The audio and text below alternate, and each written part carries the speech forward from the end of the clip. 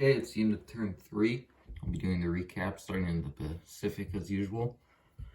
The U.S. Moved their fleet from Hawaii down to, trying to get a view here. There it goes, New Zealand. And they had left a lone transport. They had brought more guys to Hawaii to stop the Japanese from being able to take it. So the Japanese just sent a sub out and were able to take that transport. New Zealand was taken, as you can see. The Commonwealth has now just put more guys into Sydney in hopes to stop the Americans from taking that. Over here in China, the Japanese and British fought in Yunnan, and Japanese victory in the end, and the Chinese have just been getting pushed back along with the Russians. They had taken these border territories here, but they only have this one left now. The Russians were also able to take Manchuria and Korea, but Korea has been retaken, and we'll see what happens with Manchuria. The Japanese also landed a tank in Siberia to hopefully push across, maybe reach to Moscow. Probably not. Over here in Africa, it's been the Commonwealth just continuing to push up. Fought the Italians, who are losing some territory. Big battle here was in El Alamein. The British pushed out and were able to take it, but the Italians were just non-stop rolling twos, so they took a lot of casualties there.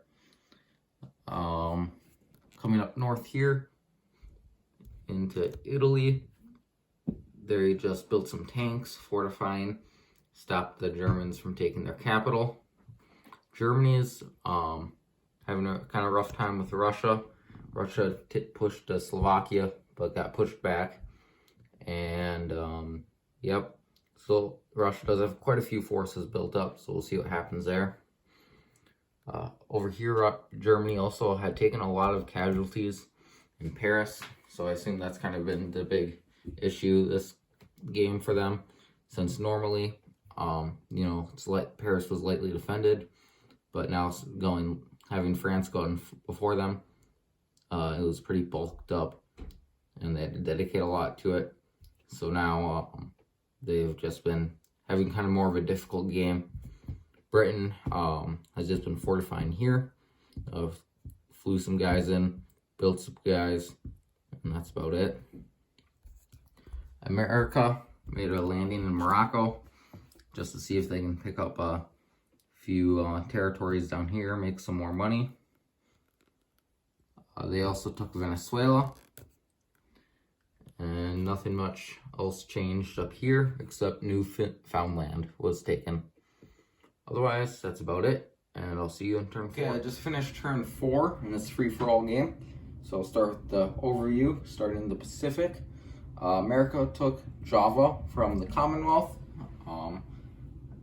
and coming up here into China, the big event of the game is the second capital was taken, this time by Japan, and so Szechuan was taken, but it still could possibly be taken back by the Chinese. There was infantry and tank up here in Shenxi, but they probably won't be able to hold it for very long. Japan has their air force over here towards the ocean more, and they're moving their fleet back towards Japan itself. Over here with the Russians and the Japanese, Russia had taken Korea and Johor again, Korea again, but Johor for the first time.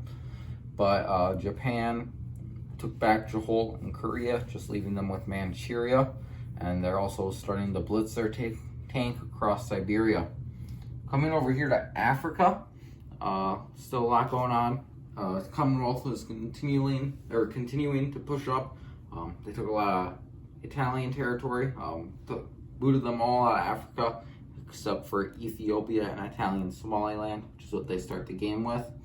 America also moved into French West Africa, and landed a couple of guys with their air transport into Casablanca, Morocco. Britain is just continuing their push across northern Africa.